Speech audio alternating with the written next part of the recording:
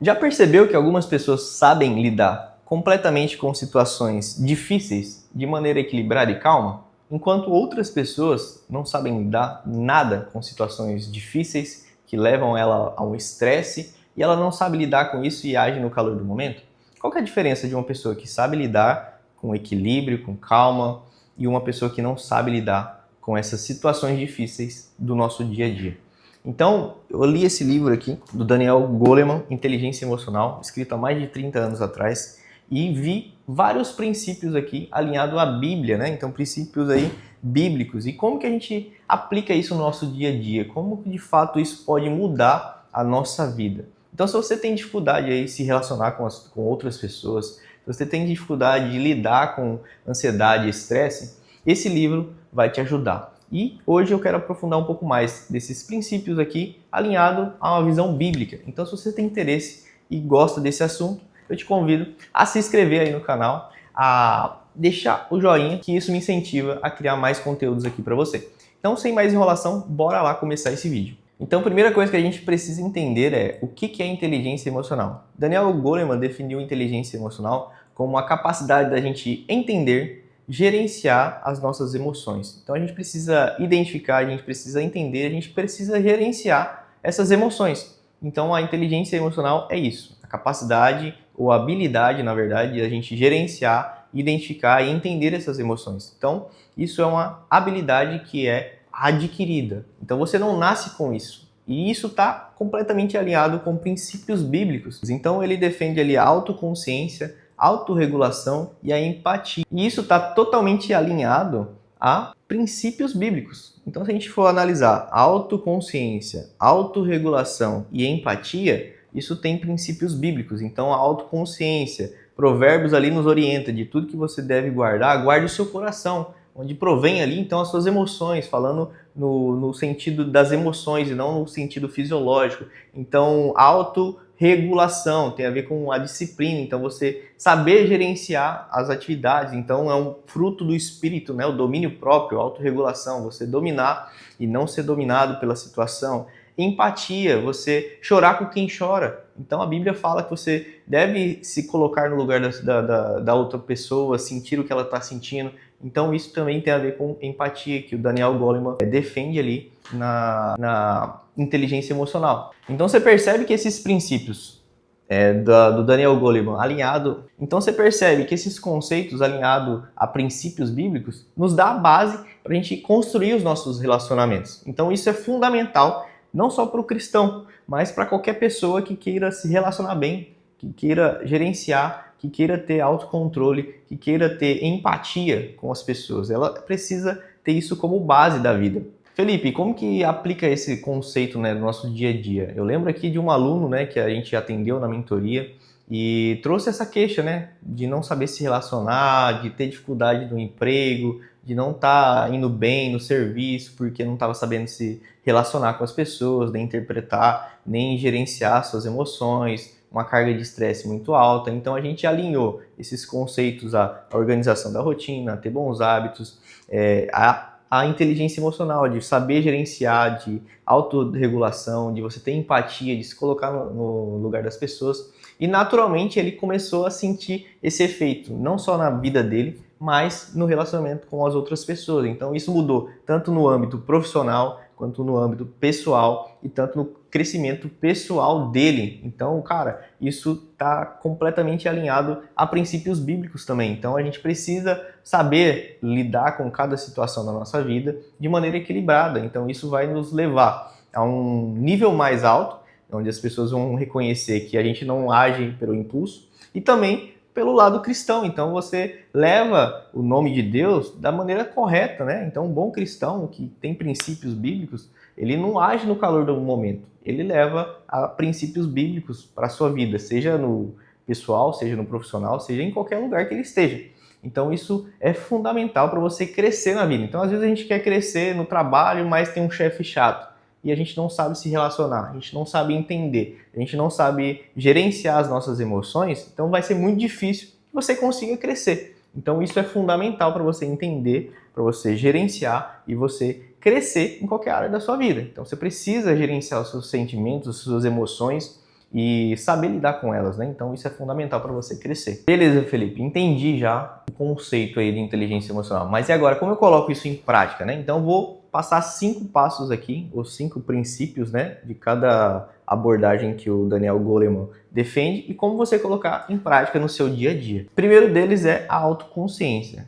Como eu tenho noção do que eu preciso mudar? Tendo autoconsciência daquilo que está ruim. Então, como que eu faço isso? Eu preciso separar um momento do meu dia, seja 15, 10 minutos, para pensar sobre o que eu estou pensando. Como assim, Felipe? Pensar sobre o que eu estou pensando? É exatamente você parar e analisar criticamente, respirar. O que eu preciso mudar? O que eu preciso gerenciar melhor? O que eu estou tendo dificuldade de lidar no meu dia a dia? Então a gente só muda algo que a gente identifica. Se você não identifica que essa situação ou essa emoção ou seja lá o que for na sua vida não precisa de mudança, logo você não muda.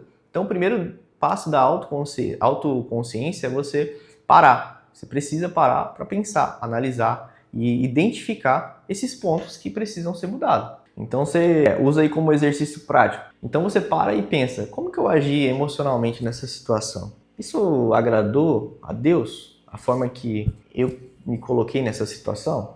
Então você começa a ter esse exercício de autoconsciência, de reflexão, de identificar esses pontos. Segundo, a autorregulação. Exercício simples, mas que tem grande efeito, é você parar e respirar antes de responder, antes de agir. Então, o simples fato, e neurocientificamente, quando você para alguns minutos, alguns segundos antes de agir pelo impulso, isso faz você usar o seu cérebro cognitivo e não o seu cérebro emocional para responder àquela situação. Quando você para, respira, seja 1, 2, 3 vezes, você começa a ter mais consciência da situação e não age emocionalmente. Então você precisa não agir no calor do momento. E para isso você precisa usar a respiração. O simples fato de você respirar, contar até 10 ali, já vai te ajudar a tomar uma decisão muito melhor. Terceiro, empatia. Em vez de você sair respondendo no calor do momento, você prestar atenção, ouvir mais. Então, escuta, não apenas escuta, mas tenha atenção no que foi dito. Então, você começa a processar o ponto de vista da outra pessoa e não só o seu. Eu sei que no calor do momento a gente quer responder, a gente quer ter razão em tudo, mas começa a ter esse olhar mais empático. Se coloque no lugar da outra pessoa, comece a pensar como ela está pensando, qual a situação que levou ela a chegar nesse lugar e comece a se colocar nesse lugar de empatia. Você vai perceber que a sua visão é completamente mudada, só pelo simples fato de você se colocar no lugar da outra pessoa. 4, habilidades sociais. Então, cara, você precisa entender e buscar ter relacionamentos baseados no amor, no compreendimento, entender e ter raízes fortes com relacionamentos duradouros, sem segundas intenções, sem interesse, mas pelo puro prazer de você se relacionar, de você crescer com outras pessoas. Então, a habilidade social de você se relacionar com outras pessoas, isso vai de fato mudar o panorama da sua visão de uma pessoa que age pelo emocional para uma pessoa que age equilibrada e calmamente em cada situação. Quando você entende esse relacionamento mais duradouro, quando você entende que esses relacionamentos podem ter raízes maiores, aí você começa a não olhar apenas a situação isolada, mas um todo da situação. Quinto, motivação. Cara, não viva uma vida baseada em motivos extrínsecos, mas baseada em motivos intrínsecos, que vêm de dentro para fora. Como assim, Felipe? Quando a gente tem um propósito maior, a gente não vive em torno dos nossos próprios prazeres ou necessidades. Quando a gente tem uma motivação intrínseca, cara, isso muda o jogo. Então a gente entende, cara, qual que é o meu propósito aqui nessa empresa? Qual que é o meu propósito no que eu estou fazendo? Então isso faz com que você entenda melhor a situação que você está inserido, faça você se motivar da maneira correta, não pela situação. Então a gente não vive baseado no sentimento ou emoções que o ambiente está nos gerando. Mas a gente tem um propósito maior e entende que a motivação vem daí, não de fatores externos, de pessoas, mas do meu propósito. Então defina o seu propósito. A sua motivação vai vir desse propósito bem definido.